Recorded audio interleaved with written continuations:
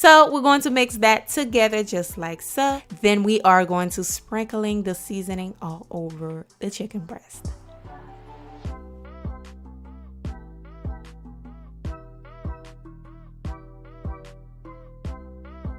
And be sure to rub in the seasoning just to make sure the chicken breast comes out nice and super flavorful. So rub that in, give it a little massage if you have to.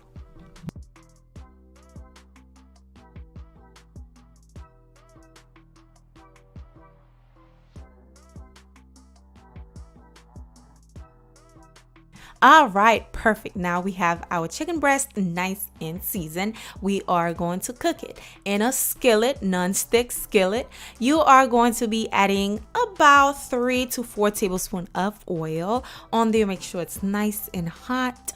Then you are going to place your chicken breast right on there.